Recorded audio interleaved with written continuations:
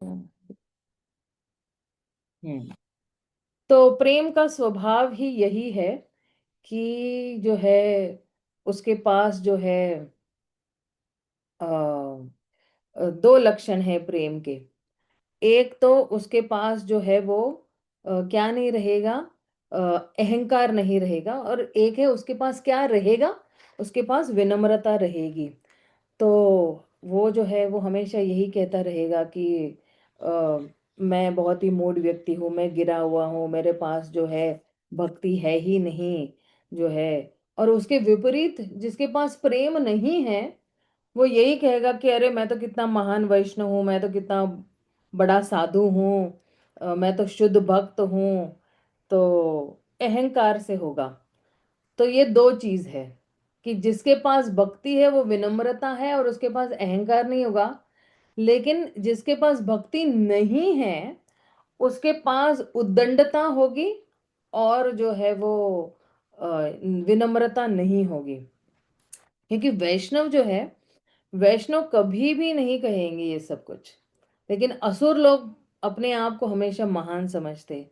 तो वैष्णव क्या है, वैष्णव तो त्रिनादपि सुनीचे न तरोरपि सहिष्णु नाम, है ना। वैष्णव यही करेंगे कि मैं बहुत ही अधम व्यक्ति हूँ, मैं तो गिरे हुए से भी गिरा हुआ हूँ, मैं सबसे पापी हूँ, मैं तो जगाई मधाई से भी पापी हूँ, और मैं तो जो हूँ एक जो है मल मूत्र में एक कीड़ा हूँ, है ना।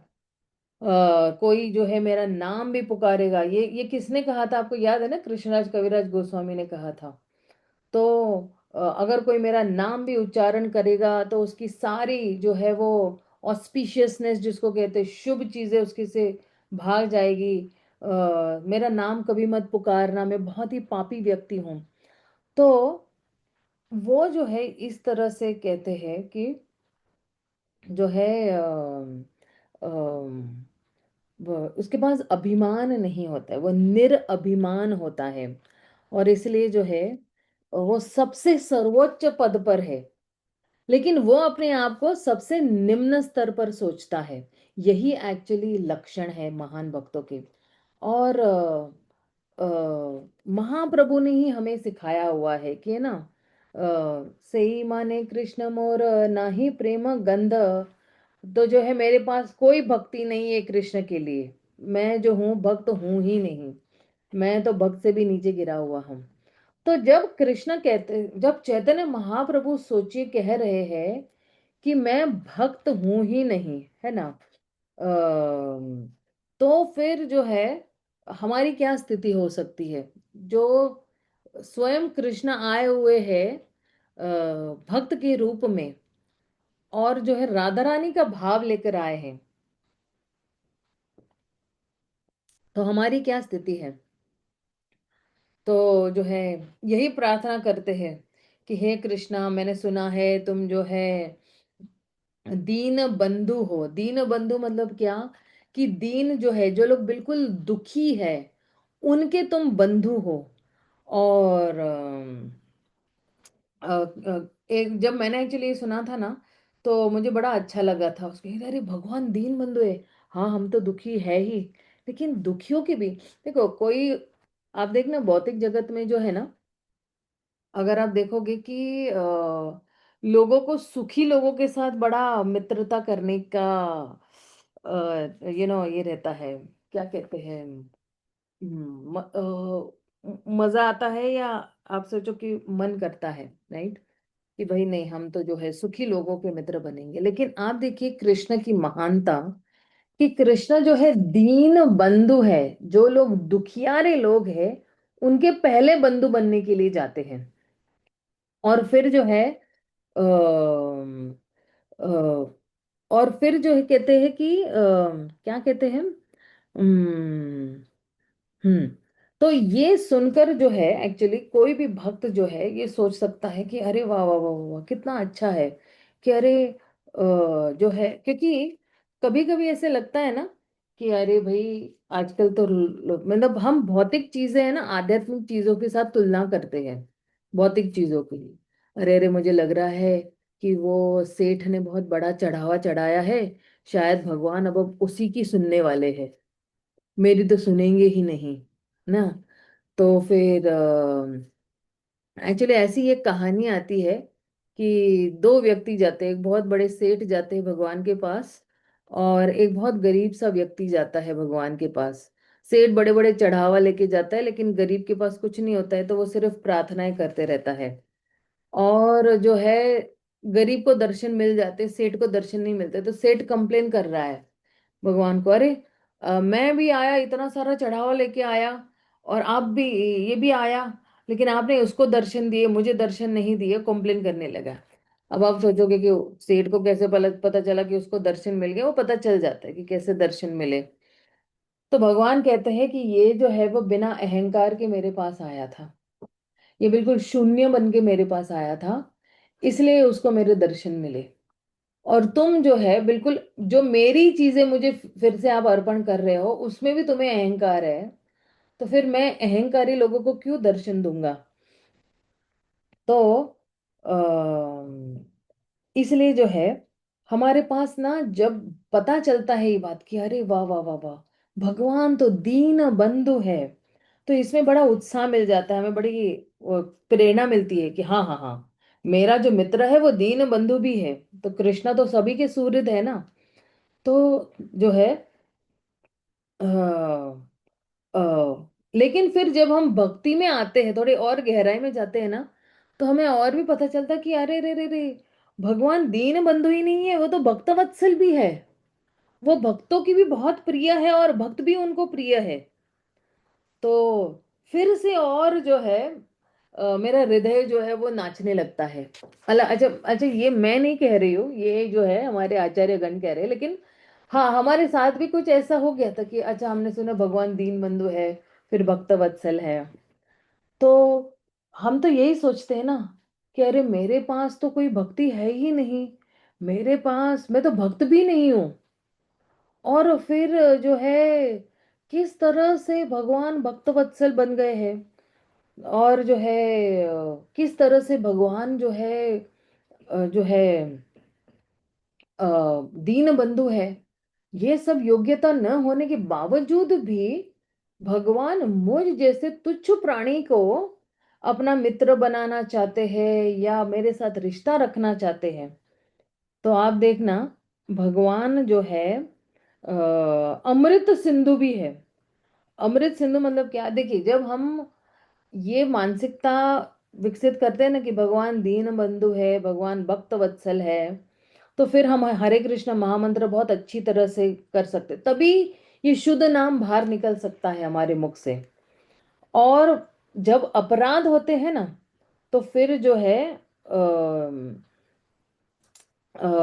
जो है, तो हमें कृष्ण प्रेम नहीं मिलेगा।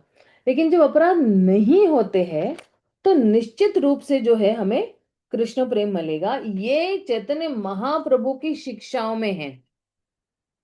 तो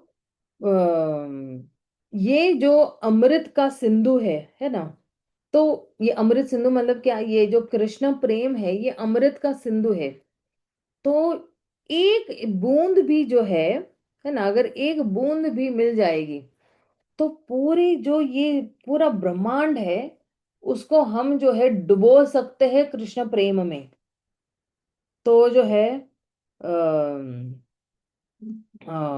जब भी इसलिए चैतन्य महाप्रभु ने संकीर्तन आंदोलन शुरू किया, क्योंकि जो जो व्यक्ति ये हरे कृष्ण महामंत्र का जप करता है, या भगवान के नाम का उच्चारण करता है, तो फिर वो जितने भी अपराध है भगवान के प्रति, जीवात्माओं के प्रति, देवी देवताओं के प्रति, जितने लोग हैं उनके प्रति अपराध नहीं करेगा, तो फिर उसको कृष्ण प्रेम मिलेगा। और फिर जो है, इस ये जो कृष्ण प्रेम को है अमृत सिंधु कहते हैं। आप सोचिए, एक बहुत बड़ा सागर है, और वो अमृत से भरा हुआ, और हम उसके अंदर गोते लगा रहे हैं। इस तरह से ये अमृत सिंधु है। लेकिन हमारे पास एक बूंद भी नहीं है। क्यों नहीं है? क्योंकि हम इतने मूढ़ हैं कि हर जगह ये अमृत है, लेकिन मेरे पास एक बूंद भी नहीं है इसका। सोचिए ना कि अगर मैं किसी सागर में डूब गई हूं, है ना, ये अमृत के सागर में मैं बाय मिस्टेक गिर गई हूं, है ना, लेकिन मैं एक बूंद भी चख नहीं सकती हूँ। तो उसी तरह जो है ये जो है अमृत सिंधु बोलो या प्रेम का सिंधु भी बोल सकते हैं हम लोग, प्रेम का सागर भी बोल सकते हैं, लेकिन एक बूंद भी नहीं मिल सकता है। मैं इतनी मूढ़ व्यक्ति हूँ कि मेरे पास भगवान के लिए प्रेम ही नहीं है। तो इसलिए कहते हैं कि दूसरा कोई रास्ता नहीं है, कोई रास्ता नहीं है, कोई रास्ता नहीं है। और न कर्म योग न ज्ञान योग, ये सब कुछ साइड में रख के जो है व्यक्ति पूर्णतया जो है हरि नाम के प्रति जो है वो शरणागत हो जाता है। अब आप देखना कि ये जो प्रेम नाम संकीर्तन है ना, तबे प्रभु श्रीनिवासेर गृहे निरंतर रात्रे संकीर्तन कैल एक संवत्सर। तो आप देखना, पहले जो संकीर्तन कहाँ हो रहा था, वो जो है शिवा सांगन में हो रहा था। हर रात को हो रहा था, पूरी 1 साल तक हो रहा था। और फिर जो है ये जितने भी भक्त लोग थे ना, ये जो है ये संकीर्तन को जो है वो बंद दरवाजों में करते थे, क्योंकि वो नहीं चाहते थे कि जिनके पास इस चीज के लिए श्रद्धा नहीं है कि ये इसका मजाक उड़ाए। और इसलिए बहुत सारे लोगों को यहाँ पे प्रवेश नहीं मिलता था। तो ये जो हरे कृष्ण महामंत्र है, फिर जो है ये सबके लिए जो है खुला है, राइट। लेकिन कभी कभी जो है जिनके पास श्रद्धा नहीं है ना, तो वो आ जाते हैं हमें जो है वो तंग करने के लिए, या फिर अटकलें लगाने के लिए। तो इसलिए जो है कि ऐसे जो ये हरिनाम कीर्तन जो है वो बंद कमरों में ही करना चाहिए। और केवल जो प्रामाणिक जो है मंत्र उच्चारण करने वाले इस हरे कृष्ण महामंत्र का, उनको ही।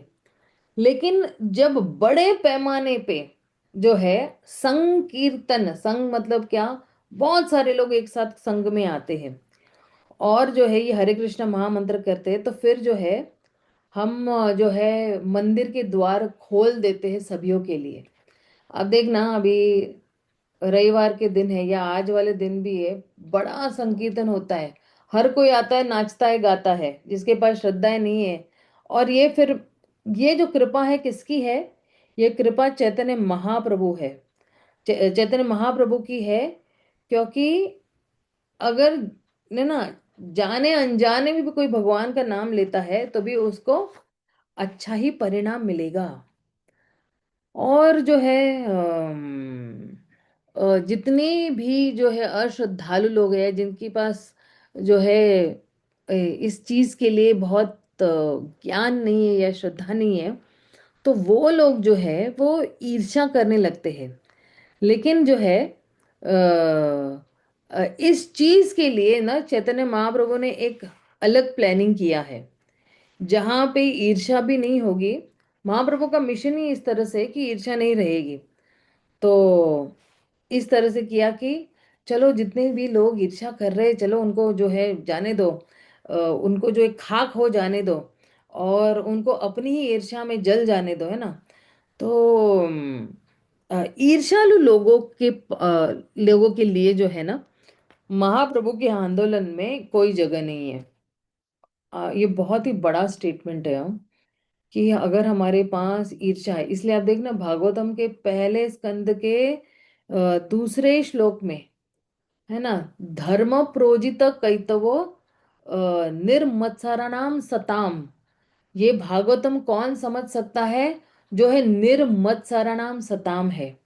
तो निर्मत्सरा मतलब क्या? जिनके पास जो है कोई ईर्ष्या नहीं है, जो स्पॉटलेस है, जो केवल भगवान को और उनके लोगों को प्रेम करना जानते हैं, जो कभी ईर्ष्या नहीं करते हैं। तो महाप्रभु के संकीर्तन आंदोलन में उन लोगों के लिए जगह नहीं है जो ईर्ष्या करते हैं। इसलिए हमें ईर्ष्या से बहुत बचना चाहिए।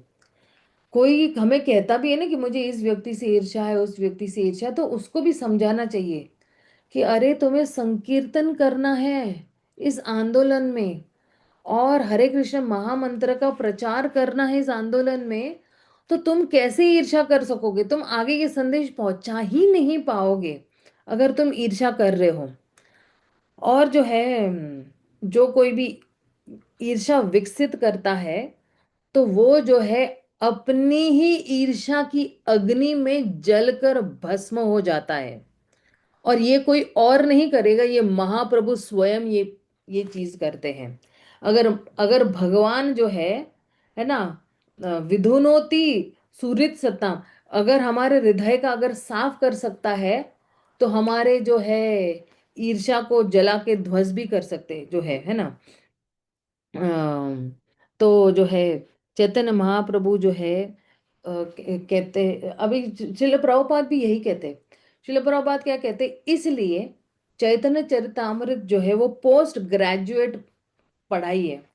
आज नया साल है, तो नए साल में जो है हमारे मंदिर के जो अध्यक्ष है परम पूज्य राधेश्याम प्रभु, उन्होंने एक नया क्लास शुरू किया है चैतन्य भागवत पे। अब आप यकीन नहीं मानोगे कि किस तरह जो है, हम कहते हैं ना वैष्णव जो है वो वांछा कल्पत्रु कल्पत्रु की तरह है। मैं मेरे ख्याल से आई थिंक कार्तिक के महीने में वृंदावन में ऐसी मैंने इच्छा जताई थी कि अरे चैतन्य चरितामृत तो चल रहा है, और बार बार वृंदावन दास ठाकुर के, सॉरी, बार बार जो कृष्णराज कविराज गोस्वामी कह रहे हैं कि मैंने तो यहाँ पे सिर्फ संक्षेप में ही भगवान की लीलाएं बताई है, लेकिन चैतन्य भागवत में वृंदावन दास ठाकुर ने बड़े डिटेल में बताई हुई है। मैंने बोला मैं कब पढ़ूंगी ये चैतन्य भागवत, कब मैं उठाऊंगी चैतन्य चरितामृत से ही मुझे जो है हम लोग अभी तक आदि लीला पे हम लोग मैं बोली आगे कब पहुंचेंगे। और अब देखिए भगवान की कृपा से, वैष्णव की कृपा से, गुरु की कृपा से जो है आज से राधे श्याम प्रभु जी ने जो है वो चैतन्य भागवत शुरू किया है। किसी को लिंक चाहिए तो आप मुझे प्लीज बोलना। तो सुबह 4 से 4:20 पर जो है, सिर्फ 20 मिनट के लिए जो है वो एक एक श्लोक लेंगे, और जो है वो उसका जो है अच्छी तरह से हमें समझाएंगे, और हर रोज एक ही श्लोक होगा। तो अब सोचिए, अगर साल में 365 दिन है, तो फिर 365 श्लोक होंगे। और राधे श्याम प्रभु जो है अपनी कंसिस्टेंसी के लिए बहुत ही माहिर है। कंसिस्टेंसी मतलब क्या, कि जो एक चीज शुरू की है ना, उसमें कोई रुकावट नहीं होगी और लगातार चलते जाएगा ये, भले चाहे कुछ भी हो जाए। उनकी ये स्पेशलिटी है। तो मैं ग्रुप पे डाल दूंगी। तो एक है सुबह में 4 से 4:20 पे चैतन्य भागवत, और शाम को है 8:40 से 9 बजे तक कृष्ण लीला। तो सोचिए, सुबह उठते ही जो है श्रवणम, सोते हुए भी श्रवण, यानी दिन के कितने मिनट हो गए, 40 मिनट हो गए हमारे। तो ये बहुत अच्छा प्रोजेक्ट लिया है प्रभु जी ने, इतना बढ़िया लिया है, मतलब सुनते ही। हरे कृष्णा माता जी, दोनों प्रणाम। हाँ, हरे कृष्ण प्रभु जी, हरे कृष्ण प्रभु जी। नया साल की आपको बहुत बहुत बधाई, आपको और आपके परिवार को। थैंक यू प्रभु जी, आपको भी बहुत बहुत माता बधाई। जी वो लिंक दे दीजिएगा राधे श्याम प्रभु जी का, अंग्रेजी में है हिंदी में होगा? प्रभु जी अंग्रेजी में है, लेकिन बहुत सरल अंग्रेजी भाषा में समझाते हैं। ठीक है, दीजिएगा मेरे को। आपको समझ में आ जाएगा, जिन्होंने थोड़ा बहुत अंग्रेजी पढ़ा है ना, कोई बहुत मुश्किल हाँ जी, हाँ अंग्रेजी जी। बोलते नहीं है प्रभु जी, लेकिन चलिए आपको ठीक है, समझ में। दीजिएगा। और अगर समझ में नहीं भी आता है ना, तो कम से कम उन शब्दों का श्रवणम हो रहा है, तो एटलीस्ट प्रामाणिक हाँ। तरीके से तो हम बैठ के श्रवणम कर ही सकते हैं मंगला आरती से पहले। इसमें मैंने एक्चुअली देखा है हमारा जप बहुत अच्छा होता है। आज जब उसके बाद में जब जब स्टार्ट किया था, ऐसे हालांकि थोड़े राउंड्स पहले ही शुरू किए थे मैंने, 8 माला कर ली थी 4 बजे तक मैंने। और उनका क्लास खत्म होने के बाद जो 8 माला है, वो बड़ी अच्छी मालाएं हुई थी, कि वही वही चीज चिंतन करते हुए जो है। और बहुत अच्छा लग रहा था मुझे उस टाइम पे कि फैंटास्टिकली अच्छी हो रही है मालाएं। तो मैं सबको दे देती हूँ, व्हाट्सएप ग्रुप पे डाल देती हूँ, जिनको ज्वाइन करना है कर सकते। पता है आपको आज कितने लोगों ने ज्वाइन किया है? कम से कम 500, 500, 550 से भी ऊपर थे, मतलब 600 में 10-12 ही कम होंगे मेरे ख्याल से। इतने लोगों ने पूरे विश्व से ज्वाइन किया था, सोचिए आप। तो क्योंकि अमेरिका में उस टाइम पे थोड़ा जरा वैसे ही समय रहता है या लंदन में ऐसे ही समय रहता है, तो आराम से लोग ज्वाइन कर सकते हैं। तो पूरे विश्व से 550 लोग, 550 से भी ज्यादा लोग ज्वाइन किए थे। और अभी ज्वाइन करते जाएंगे लोग, क्योंकि उनके पास हजार हजार मेंबर्स की कैपेसिटी है उस आईडी पे। तो अच्छा लगेगा। ठीक है। तो आगे फिर जो है ये जो चैतन्य चरितमृत जो है, ये जो है ये पोस्ट ग्रेजुएट पढ़ाई है। हम लोग एक्चुअली पोस्ट ग्रेजुएट हैं। तो ये कोई जैसे नहीं कि वो प्राइमरी स्कूल या सेकेंडरी स्कूल से नहीं है। ये कोई मतलब जो है साधारण स्टूडेंट्स के लिए नहीं है। तो ये जो है कौन समझ सकता है? ये वही समझ सकते हैं जो पहले से ही, जिन्होंने ग्रेजुएशन किया है, जो भगवत गीता या कुछ पढ़ चुके या सुन चुके हैं भगवत गीता कम से। और ये जो चैतन्य चरितमृत है, ये जो है वो कहते हैं कि बहुत ही उच्च स्तर का भाव है। तो उसमें एक्चुअली एक श्लोक आता है, कपट दिया कीर्तन करे परमावेश, पाषांडी हाशिते असे न पाए प्रवेश। तो ये जो हरे कृष्ण महामंत्र है, ये जो है क्यों बंद दरवाजों में हो रहा था? ताकि जितने भी अश्रद्धालु लोग हैं वो उसका मजाक नहीं उड़ाए। और ये प्रेम आवेश जो है ना, ये बहुत ही महत्वपूर्ण है ये शब्द। प्रभुपाद ने इसको एक्चुअली कहते हैं कि बड़ा उच्च स्तर का भाव है, या उच्च स्तर की स्थिति है, भाव की स्थिति है। तो महाप्रभु का कीर्तन कैसा था? पूरा आपको एकादश भाव आ जाएंगे, रोना आ जाएगा, कंपन होना शुरू होगा, बाल खड़े हो जाएंगे। इस तरह से महाप्रभु का कीर्तन था। तो तो कौन भाग ले सकता है? तो प्रभुपाद एक्चुअली वहां पे एक्चुअली कहते थे कि केवल जो प्रामाणिक जो है हरि का नाम लेने वाले हैं, तो वही लोग जो है इनको एडमिशन मिलेगा इस जो है बंद दरवाजों में कीर्तन करने के लिए। और दूसरे लोगों ने जो है नहीं, जो है इसमें प्रवेश मिलेगा उनको। तो अब प्रश्न आता है कि जो प्रामाणिक हरि नाम लेने वाले हैं ये कौन है? तो वो प्रामाणिक हरि नाम लेने वाले वही व्यक्ति है जो शुद्ध नाम का उच्चारण कर सकता है, जो ये अ, अमृत का रस चख सकता है, जो जो शुद्ध नाम, जैसे हम शुद्ध नाम उच्चारण करते हैं ना, तो अब सोचिए ना कि जैसे जैसे शुद्ध नाम उच्चारण करें ना, उस शुद्ध नाम से भी अमृत टपक रहा है, या रस टपक रहा है उस शुद्ध नाम से। तो जो भी मतलब जो भी भगवान के नामों का उच्चारण कर रहा है, तो उस नाम में से भी रस टपक रहा है, तो उसको कहते हैं प्रेम नाम। और तो क्या है प्रेम नाम संकीर्तन? तो संकीर्तन कैसा है? प्रेम नाम है, उसमें विशेषण जुड़ा हुआ है। तो केवल नाम संकीर्तन नहीं है, प्रेम नाम संकीर्तन है, ये विशेषण जुड़ा हुआ है। तो यहाँ पे विशेषण क्या है? प्रेम है। तो जो कोई भी प्रेम नाम संकीर्तन जो है वो कर सकता है, तो वही प्रामाणिक हरि नाम लेने वाला है, जिसका नाम अपराध, नाम आभास जो है वो कंप्लीटली खत्म हो गया है। जो शुद्ध नाम पर पहुंच गया है वही प्रामाणिक हरि नाम लेने वाला है। तो केवल जो है इन लोगों को प्रवेश मिल सकते हैं, इनको एडमिशन, बाकी किसी को नहीं। तो आ, महाप्रभु ऐसे ही लोगों को श्रीवास आंगन में उनके घर में प्रवेश दे रहे थे, जिनके पास जो है वो प्रेम है हरि नाम के लिए, प्रेम नाम संकीर्तन है ना, इसलिए जो है बंद दरवाजों में करते थे। अब देखिए, देखिए जो जैसे जैसे मैं बोल रही हूँ ना, तो हमें हमारा बैरोमीटर, बैरोमीटर यानी नापदंड पता होना चाहिए कि अच्छा मैं कौन से स्तर पर हूँ, मुझे अभी कौन से स्तर पर पहुंचना है। तो जब महाप्रभु गया से जब लौटे थे ना, तो उन्हें जो है उन्होंने जो है श्रीपद ईश्वरपुरी से जो उनके गुरु हैं उनसे मिले थे, और उनसे उनसे दीक्षा भी प्राप्त हुई थी। तब उन्होंने जो है ये नाम संकीर्तन का जो है वो आंदोलन शुरू किया। तो उनका जो है आंदोलन जो है इसलिए शुरू था क्योंकि वो उस इस इस उद्देश्य से आए ही थे इस धरती पर, इस कलयुग में। और उनका उद्देश्य क्या था? उनका उद्देश्य जो है कृष्ण प्रेम देना था सभी को, है ना। नमो महावदन्याय कृष्ण प्रेम प्रदायते कृष्णाय कृष्ण चैतन्य नामिने गौतविषे नमः।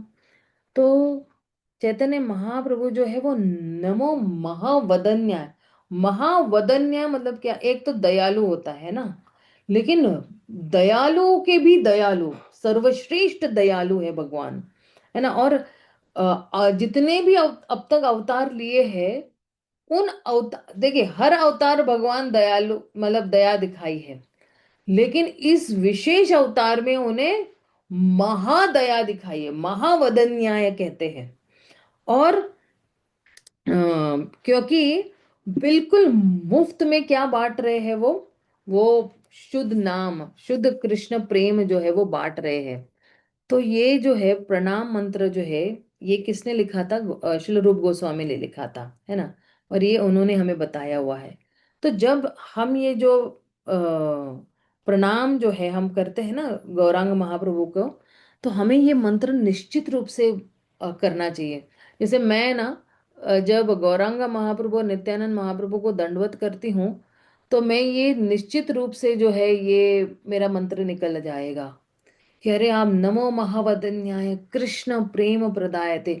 और कोई भी प्रदान नहीं कर सकता है कृष्ण प्रेम, केवल महाप्रभु ही प्रदान कर सकते कृष्ण प्रेम। कौन है वो? राधा रानी है ना। तो इसलिए आप देखना, महाप्रभु ने जो है ये प्रेम जो है बड़ा जो है बड़े आसानी से दिया है इस कलयुग में, इस अवतार में। और जो है दूसरे कोई अवतार ने कृष्ण प्रेम नहीं दिया है। स्वयं जब कृष्ण भी आए थे द्वापर में, तभी भी उन्होंने नहीं दिया।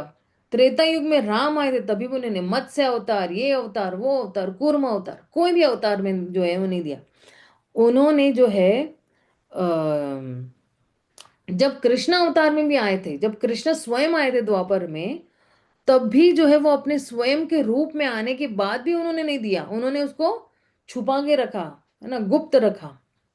लेकिन जब गौर के रूप में आते हैं, तो फिर जो है पात्र को पात्र न देखकर बिल्कुल मुफ्त में बांटा हुआ है। अब आप देखना कि ये महाप्रभु ने जो है ये जो कृष्ण प्रेम की जो माला है, उसको कहते हैं, जैसे हम फूलों की माला किसी को पहनाते हैं ना, तो वैसे, और अगर किसी व्यक्ति को पहना रहे हैं, लेकिन आप सोचिए जब महाप्रभु आ रहे हैं, तो उन्होंने पूरे विश्व को ये प्रेम की माला, हरि नाम के प्रेम की माला जो है वो पहना दी। उसमें जो है एक श्लोक आ रहा है कि सेई द्वारे आच्छादले कीर्तन संचारे नाम प्रेम माला नाम प्रेम नाम प्रेम माला गंधी पराइल संसारे। तो महाप्रभु ने जो है जब ये कीर्तन का जो है वो कीर्तन का उद्घाटन किया, तो उन्होंने जो है कीर्तन को हर जगह जो है वो लेकर गए थे, है ना। और जो कोई भी जो है छूत है, अछूत है, और जो है उन्होंने ये जो हरि नाम की जो माला है, हर जगह हरि नाम और प्रेम, है ना, इन दोनों के साथ ये माला को गूंथी हुई है।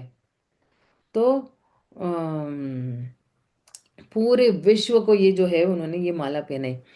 तो अब देखना, ये एक माला है ना। माला मतलब क्या? उसमें नाम भी है और प्रेम भी है। तो एक फूल नाम का लिया, एक फूल प्रेम का लिया, और ये जो है ये जो नाम और प्रेम, इन दोनों को साथ में गुथी हुई है, इसलिए नाम प्रेम माला। अब हमारे पास भी माला है, राइट? अब बोलोगे हाँ मेरे पास तुलसी की माला है, लेकिन अब हमें क्या करना है? इस माला के ऊपर भी एक और माला गूंथनी है, वो है नाम प्रेम की माला। और गौरांग महाप्रभु ने जो है ये माला स्वयं बनाई और स्वयं ने पहनाया। एक होता है कि हम स्वयं बनाते हैं और स्वयं पहनाना चाहते हैं, राइट। कभी हमारे गुरु महाराज आते तो हम स्वयं जो है वो माला गूंथेंगे और स्वयं पहनाना चाहते हैं हमारे गुरु महाराज को, राइट।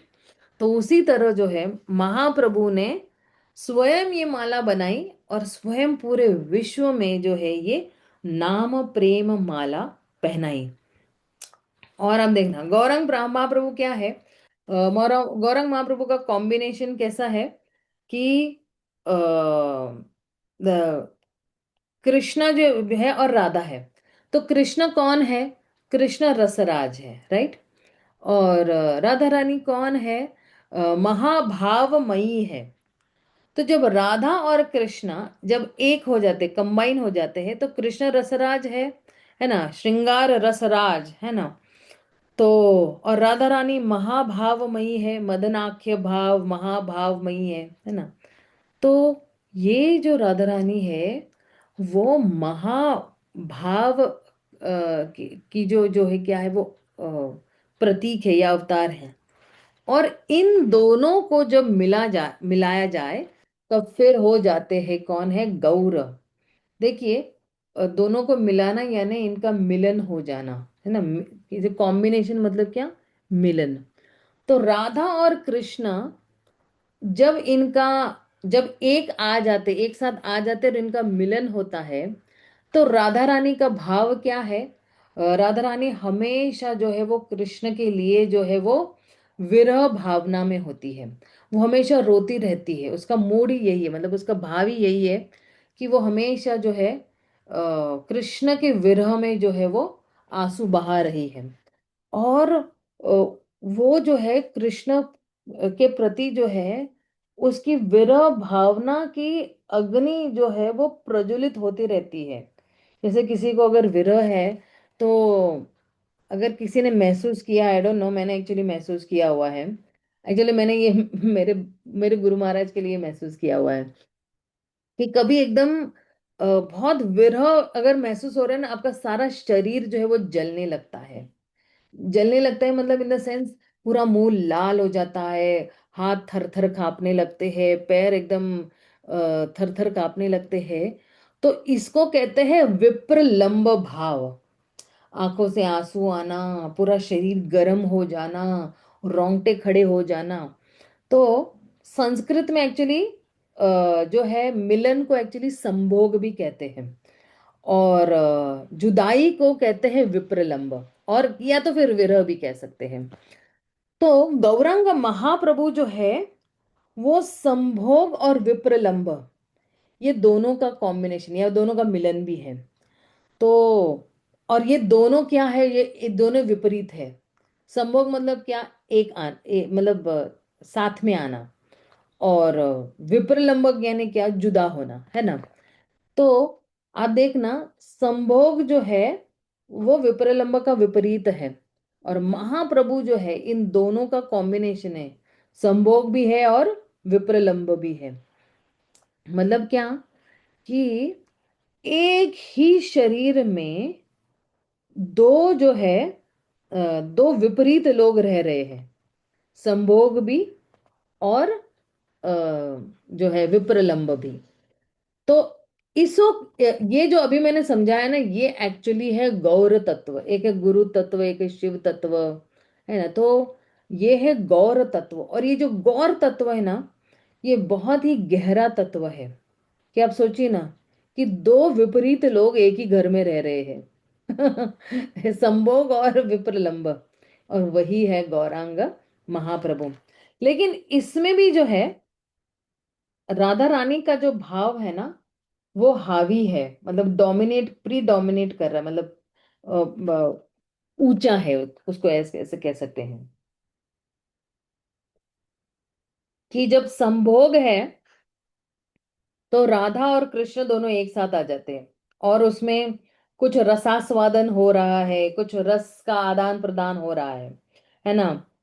मिलन का आनंद मिल रहा है उसको। इस तरह से हम डाल सकते कि दोनों को एक दूसरे को मिलन का आनंद मिल रहा है, और वो दोनों भी आस्वादन कर रहे हैं एक दूसरे के मिलन का।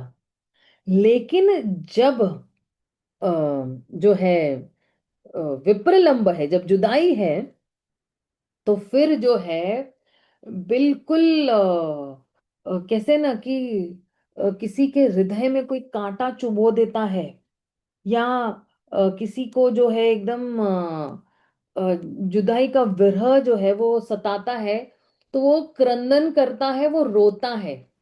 तो जुदाई में रोता है, जब संभोग हो रहा है तो दोनों खुश है। तो राधा रानी जो है वो रो रही है, और यही उसका जो है वो, उसको कहते हैं प्री डोमिनेटिंग जो है भाव है। प्री डोमिनेटिंग भाव मतलब क्या, कि सर्वोच्च भाव जो है उसका यही है कि ये जो भाव है उसमें उसको बहुत ही विरह महसूस होता है विप्रलंब भाव में। और दोनों अगर भाव में देखेंगे कि ज्यादा करके जो है राधा रानी क्या है, वो विप्रलंब भाव में है, क्योंकि कृष्ण हर वक्त नहीं मिलते, मिलते और चले जाते, फिर हर वक्त पूरा टाइम बेचारी वो विप्रलंब भाव में ही होती है। तो राधा भाव मतलब ही विप्रलंब भाव। और तो हालांकि जो है ये दोनों का एक्चुअली मिश्रण भी है, या इन दोनों का मिलन भी है, विप्र संभोग भाव और विप्रलंब भाव। लेकिन जो है विप्रलंब भाव जो है ज्यादा हावी है। और राधा रानी हमेशा जो है वो आंसू बहा रही है, और जो है जुदाई के भाव में रो रही है। और आप देखना, जब गौरांग महाप्रभु आते हैं, तो गौरांग महाप्रभु भी हमेशा रो रहे हैं या आंसू बहा रहे हैं। किसके विरह में? कृष्ण के विरह में। और क्यों? क्योंकि वो तो राधा भाव लेकर आए हैं। तो आप देखना, अभी चैतन्य चरितामृत में भी है ना, एक श्लोक आता है, राधिकार भाव ये छे उद्धव दर्शने, सही भाव मत प्रभु रहे रात्रि दिने। तो जैसे राधिका जो है वो बिल्कुल पागल हो गई, किसको देखकर? उद्धव को देखकर। तो चैतन्य महाप्रभु भी जो है दिन रात जो है जो है वो बिल्कुल पागल हो गए, है ना, विरह भाव में। तो जब उद्धव जो है ना, क्योंकि उद्धव जब ब्रजभूमि में आते हैं, क्योंकि कृष्ण ने जब उद्धव को भेजा था, तो उद्धव जो है मथुरा से वृंदावन गए थे। तो कृष्ण ने कहा तुम जाओ ब्रजभूमि में और मेरा एक संदेश लेकर जाओ। तो और संदेश लेकर क्या जाओगे, कि तुम उनको जो है सांत्वना देना, कि क्योंकि वो लोग मेरे से बहुत मुझसे बहुत जुदाई महसूस कर रहे हैं, विप्रलंब भाव महसूस कर रहे हैं। और ऐसा ना हो कि वे लोग सब विरह भाव में जो है वो मर ही जाए। तो तुम जाके ना मेरा संदेश जो है देकर आओ और उनको सांत्वना देके आओ। तो जब उद्धव है ना व्रजभूमि में आते हैं ना, तो नंद महाराज को मिलते, यशोदा माता को मिलते, फिर वो गोपियों को भी मिलने चले जाते हैं, और वो राधा रानी को मिलते हैं। और सभी लोगों को देखकर देख रहे हैं कि अरे ये लोग कितना विप्रलंब भाव है उनको कृष्ण के लिए, सब लोग रो रहे हैं। उनके जितने भी शरीर है वो बिल्कुल ऐसे ना पतले पतले ऐसे ऐसे, सिर्फ हाड़ पिंजर जैसी हो गया है, क्योंकि उन्होंने खाना पीना सोना सब छोड़ दिया था। वो केवल कृष्ण के पीछे पागल हुए थे। और जहां कहीं भी वो लोग जाते थे, उनको केवल जो है केवल कृष्ण लीला ही दिखाई देती थी। अभी हर जगह पे ब्रज में कृष्ण ने लीलाएं की हुई है, तो हर जगह जाएंगे ब्रज में तो क्या देखते? कृष्ण लीला। और हर जगह वो जो है कृष्ण के बारे में ही सोचते थे। तो ये जो विरह भाव था उनका, वो सबसे उच्च स्तर का भाव है भगवान के लिए। और जब उद्धव वहां पे गए और उन्होंने देखा कि इनकी स्थिति जो है इतनी दयनीय स्थिति, तो वो कुछ बोल ही नहीं पाए। और वो अपने आप को मतलब बोल रहे थे या सोच रहे थे कि मैं क्या ही बोलूं। उन्होंने, उनके पास भगवान के लिए कितना सर्वोच्च प्रेम है, और मेरे पास तो एक लेश मात्रा का भी जो है प्रेम नहीं है मेरे कृष्ण के लिए।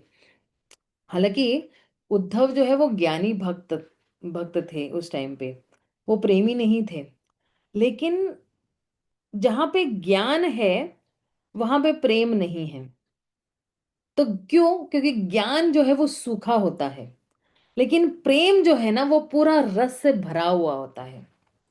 तो जितने भी हमारे ये जो ज्ञान योगी है ना, ये बिल्कुल नीरस है, इसलिए उनके पास जो है वो या तो ब्रह्म ज्योति में जाते हैं, या तो फिर वापस वहां पे जाके वापस नीचे कह देते हैं। तो ये जो गोपियां है और उद्धव जो है, बहुत अलग अलग विषयों पे उन्होंने जो है चर्चा की हुई थी।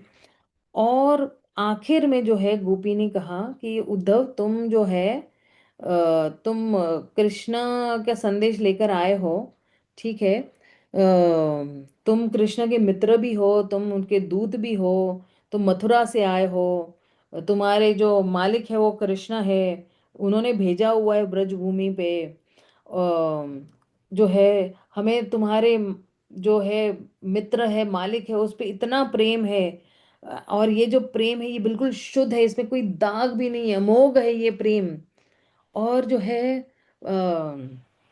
ये कि ये प्रेम की जो है ना लक्षण बता रहे थे एक्चुअली, कि ये प्रेम में जो है ना कोई और इच्छा नहीं होती है, ये प्रेम में जो है काम वासना है ही नहीं। और क्यों? क्योंकि इस प्रेम में हम कुछ अपेक्षा नहीं कर रहे कृष्ण से। और ऐसा प्रेम हम लोगों ने विकसित किया हुआ है। और ये इसको कहते, इस प्रेम को कहते हैं साध्य प्रीति। साध्य प्रीति मतलब क्या? कि साध्य प्रीति मतलब क्या, देखो, एक तो है साध्य यानी जो आपका लक्ष्य है, और एक है साधना यानी जरिया, मार्ग जो होता है ना। तो साध्य मतलब क्या?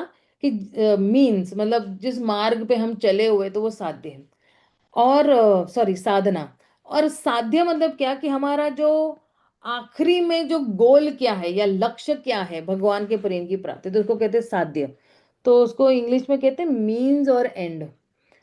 तो नाम भजन जो है ना वो साधना है। देखिए आप घूम घूम के ना, मैं वापस हमारे इस शुद्ध नाम पर ही आ रही हूँ मैं, क्योंकि हमारी मालाएं हमें ठीक करनी है, हमें हमारा नाम उच्चारण हमें ठीक करना है, इसलिए ये इतना बड़ा एक्सरसाइज किया है, क्योंकि मुझे भी अपना नाम ठीक करना है मेरा भी बहुत गड़बड़ाया हुआ है।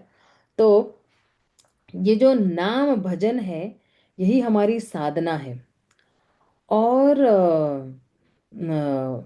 और ये जो प्रेम है ना, ये प्रेम हमारा चरम लक्ष्य, उसको कहते हैं साध्य है। तो हम हरे कृष्ण महामंत्र क्यों कर रहे हैं? भगवान का प्रेम पाने के लिए। वो जो है वो साध्य है। लेकिन हम ये साध्य प्राप्त नहीं कर सकते हैं। क्यों? क्योंकि अगर जो है इसमें अपराध होगा, तो फिर क्या जो है इस भजन की क्या कीमत ही रह जाएगी। और हमारे पास इस नाम के लिए ही कीमत नहीं है। हम कीमत नहीं करते कि अरे हरे कृष्णा कितना शुद्ध नाम है, कि ये प्रेम दे सकता है। तो हमारे पास, जैसे मान लो आपको एक कोई हीरो का हार दे देता है और आप कचरे के डब्बे में डाल देते हो उसको, तो आप बोलोगे अरे इतनी महंगी वस्तु दी और आपको कोई कीमत ही नहीं है। जैसे मेरी मम्मी है ना, मुझे हमेशा बोलती रहती है, अरे मैंने तुझे इतना सोना दिया, सिर्फ कबर्ड में रखा हुआ है, इसको यूज ही नहीं करती है तू, तो फायदा क्या है? इतने इतने हीरे के कान के दिए, जवाहरात दिए, गले का दिया तुझे, और वो सिर्फ कबर्ड में रहा है। तो मतलब हमें जो नाम मिला है गुरु से, उसकी कीमत ही नहीं है हम लोगों को। तो इसलिए जो है इसकी वो जो है बेकार है फिर।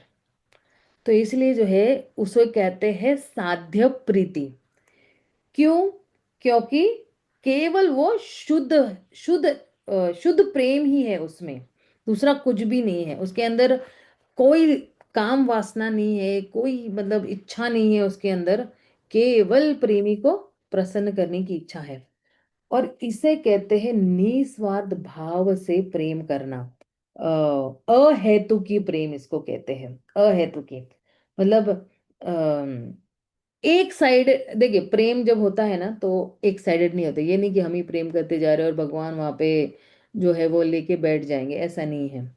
जब जब प्रेम का प्रश्न होता है तो दो पार्टी होती है। एक होता है प्रेमी, है ना, हमारा प्रेमी, और जो है हम होते हैं जो प्रेम करने वाले हैं, है ना। तो जो है दोनों, दो पक्ष होते हैं उसमें। तो कृष्ण क्या है? हमारे विषय वस्तु है प्रेम करने के लिए, है ना। और ये जो गोपियां हैं, जो जो सर्वोच्च गोपी जो है श्रीमती राधा रानी है, वही उस प्रेम का धाम है।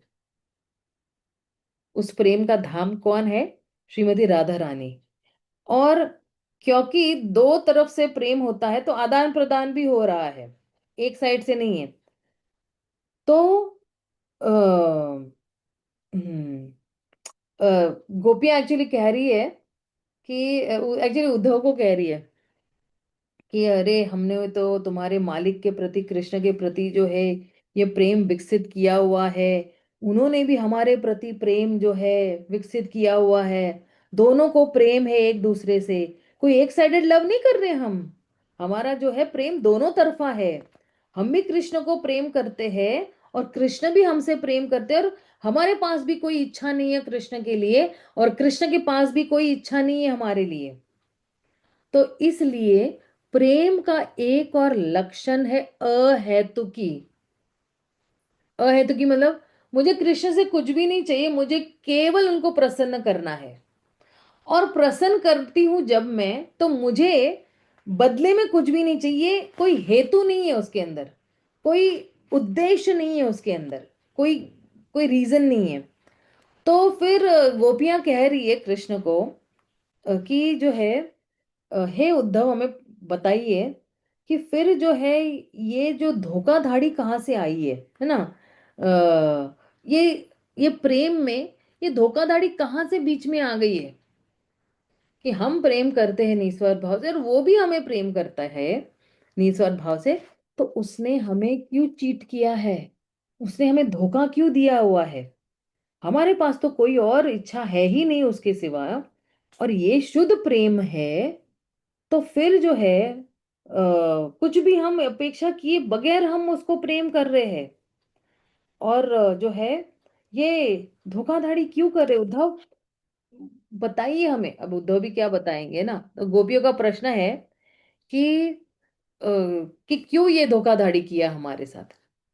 तो और गोपी ने और भी प्रश्न पूछा कि अब जो है हम मरने के कगार पर है, हम इतना विरह महसूस कर रहे हैं कि तुम्हारा ये जो मालिक है कृष्णा, उसने हमारे साथ जो है धोखा क्यों किया? क्या वो ढोंग कर रहा था, कोई नाटक कर रहा था? और हमने तो सुना है कि जहां पे शुद्ध प्रेम है वहां पे धोखा नहीं होता है, वो एकदम शुद्ध होता है। और जहां शुद्ध प्रेम होता है वहां पे विरह, विप्रलंब भाव होता ही नहीं है। तो तुम हमें बताओ उद्धव कि तुम्हारा ये जो मित्र है ना, तुम इसके मित्र हो, वो तुम्हारा मित्र है, तुम अभी दूत बनकर आए हो, तो अगर तुम रसिक जन हो तो तुम बताओ, है ना? रसिक जन मतलब क्या? रसिक जन मतलब जो जो है इस रस का आस्वादन कर रहा है, प्रेम रस का आस्वादन कर रहा है। और कृष्ण कौन है? कृष्ण रसिक है, इसलिए उसको रसिक जन कहा गया है। तो और जो है और भगवान जो है वो किस रस में है? अच्छा, भगवान का नाम है रसराज, लेकिन भगवान का एक और नाम भी है, वो है श्रृंगार रसराज जो है। तो तुम तो उसके सखा हो उद्धव, तुम तो उसके मित्र हो, तो अगर तुम रसिक हो तो तुम इसका उत्तर दे सकते हो। और अगर तुम रसिक नहीं हो, है ना, बिना रस के हो, उसको वीर रसिका कहते हैं, तो फिर जो है तुम मेरा प्रश्न या हमारा प्रश्न समझ ही नहीं पाओगे। तो फिर जो है हमें तो लगा कि तुम बड़े पंडित हो। तो अब देखना, उद्धव जो है ना, ये किसके शिष्य है? वो बृहस्पति के शिष्य है, राइट, जो पंडित है। और उद्धव जो है वो ज्ञानी पंडित है, सॉरी ज्ञानी भक्त है, और बड़े पंडित भी है। लेकिन उद्धव जो है वो रसिक नहीं है। तो ज्ञान मतलब क्या, मैंने पहले भी बताया था, ज्ञान मतलब जो है वो सूखा है ना, मतलब उसमें कोई रस नहीं होता है। और जो है गोपियाँ कहती इसलिए तुम्हें ना इस प्रश्न का उत्तर नहीं दे सकते हो, इसलिए तुम समझ ही नहीं सकते हो कि ये जो है, देखिए, अम, अम, तुम जो है बड़े स्कॉलर हो सकते हो, लेकिन तुम्हारे पास जो है ये रस शास्त्र का कोई ज्ञान नहीं है। इसलिए तुम जो है वो क्या है, तुम अज्ञानी हो, है ना। अम, उसको क्या कहते हैं, विज्ञान। और अगर जो विज्ञान जो ना, अनविज्ञान, हाँ, तो तुम जो है वो अनविज्ञान हो, मतलब तुम्हारे पास जो है तुम तो जो है जो है तुम्हारे पास वो ज्ञान है ही नहीं। तो कहते हैं कि हे उद्धव, तुम सुनो कि हम जो है बड़े जो है इस चीज से ग्रस्त हो गए, हम बहुत दुखी है, क्योंकि हम जो है तुम्हारे मालिक से जो है कृष्ण से हम जुदा है, हम जो है विरह में हैं। और जो है लेकिन और ज्यादा दुख की बात एक्चुअली नो, गोपिया भी ये भी कहती है उस कॉन्वर्सेशन में, उस वार्तालाप में, कि हम हमारा दुख और भी ज्यादा क्यों है, क्योंकि अब ये जो शुद्ध प्रेम है ना, इस पे दाग लग गया है। देखिए, एक तो प्रेम जो होता है वो दोनों तरफा होता है। प्रेम जो है वो अहेतुकी होता है, इसमें कोई दाग नहीं होता है। और प्रेम जो है इसमें कोई क्या कहते हैं, काम वासना नहीं होती है। और उसके अंदर कोई जो है अ, धोखाधड़ी नहीं होती है। लेकिन गोपियां उद्धव को यही बोल रही है कि अब ये प्रेम में दाग आ गया है, जो है और जो है अब इस प्रेम में अब कोई कारण नहीं रहा है ना। तो ये जो है क्यों इसमें दाग लग गया है, क्योंकि अभी और हमें दुख मिल रहा है या दर्द हो रहा है कि अगर प्रेम शुद्ध है तो इस कृष्ण ने हमें धोखा क्यों दिया है ना। हमारे प्रेम में तो कुछ भी आर्टिफिशियल नहीं है, हमारा प्रेम तो बड़ा शुद्ध है, बड़ा ही स्वाभाविक ही प्रेम है। तो फिर जो है ये विप्रलम्ब या विरह क्यों आया हुआ है, और ये विरह हम सहन नहीं कर सकते हैं। तो क्योंकि जब प्रेम जो है वो आर्टिफिशियल रहता है, नकली होता है ना, तो जो है फिर इसके अंदर ये धोखाधड़ी और ये सब हो सकता है। जैसे आजकल लोग देते हैं ना, आई लव यू बोलेंगे वैलेंटाइंस पे, और एक महीने के बाद झगड़ा करके बैठ जाएंगे वैसे। तो आ, आ, जब प्रेम जो है नकली प्रेम होता है, तो फिर इसके अंदर जो है स्वाभाविक ही है कि कोई धोखा दे देगा हमें, राइट। लेकिन हमारा तो प्रेम शुद्ध है और उसका भी प्रेम शुद्ध है ना, तो ये बड़ा स्वाभाविक है। तो फिर जो है ये विरह क्यों आया हुआ है, विरह भी नहीं आना चाहिए था, ये विरह भी एक दाग की तरह है। तो अम, अ, तो फिर जो है ये आज के हमारे हमारे साथ इस प्रेम में, मतलब देखिए, हम तो एक्चुअली कृष्ण के पॉइंट ऑफ व्यू से ही बोल रहे हैं ना, कि भाई मुझे प्रेम करना है कृष्ण से, और मुझे इसमें कोई नकली प्रेम नहीं करना है, मुझे शुद्ध प्रेम करना है। 2-3 दिन पहले ना एक्चुअली मैं यही सोच रही थी कि कृष्णा, हम क्यों आपसे शुद्ध प्रेम नहीं कर सकते हैं, क्यों हम जो है आपसे जो है कुछ ना कुछ अपेक्षा करते रहते हैं। जैसे हम कुछ सोचते हैं, काश मेरे पास ये होता, काश मेरे पास, मतलब ये एक्चुअली काश मेरे पास ये होता और वो होता ना। तो ये जो है ये हम इच्छा करते हैं। अब जब इच्छा करते हैं ना, तो उसकी पूर्ति करने की भी इच्छा करते हैं, कामना करते हैं कि काश ये इच्छा मेरी पूरी हो जाए। तो भौतिक चीजें होती हैं, और जो है हमें एक्चुअली भौतिक चीजें नहीं चाहिए, है ना। हम्म।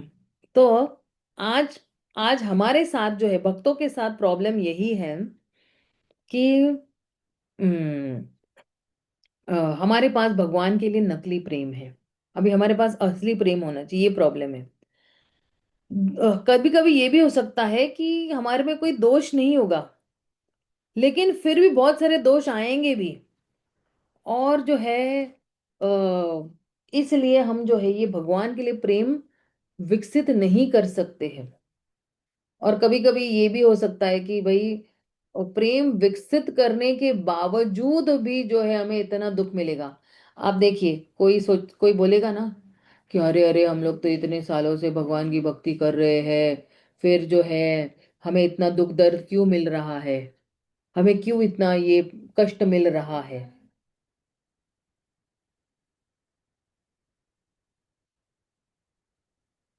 एक सेकेंड ना।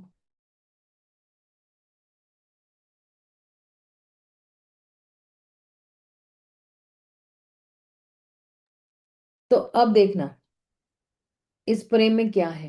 अच्छा, शायद हम लोग जरा ओवर टाइम गए हैं। ये एक मेरा नेक्स्ट टॉपिक यही है। मेरे दिमाग में आ रहा है कि प्रेम में है ना, शर्म हया भी जो है वो छोड़ दिया है। प्रेमी शर्म हया भी छोड़ देते हैं। और आगे भी ये वार्तालाप में बहुत कुछ है। और किस तरह से ये नाम, ये मुझे लग रहा है कि शायद कल वाला दिन हमें लगेगा, ये जो है, नहीं शायद कल क्या है, शुक्रवार है। मेरे ख्याल से 2-3 दिन और लगेंगे मेरे ख्याल से। मेरे पास जो लिखा हुआ है नोट्स है ना, उसमें थोड़ा और है, जरा लंबा है। कल हम जो है इस बात पे चर्चा करेंगे कि किस तरह गोपियों ने सारी शर्म और हया छोड़ दी है। तो यहाँ पे मैं विराम देती हूँ। शिला प्रभुपाद की जय, गौर भक्त वृंद की जय। हरे कृष्णा, हरि बोल। कृष्णा माता जी, दंडवत प्रणाम। हैप्पी न्यू ईयर माता जी। Krishna conscious happy new year. Happy Krishna conscious new year माता जी। Thank you very much. Thank you. सभी सभी को है Krishna conscious new year. Hare Krishna. Srila Prabhupada की जय, कृष्णराज कविराज गोस्वामी की जय। हरे कृष्णा, हरि बोल। हरे कृष्ण। धर्म प्रणाम माता जी। हरि बोल, हरि बोल, धन्यवाद, प्रणाम।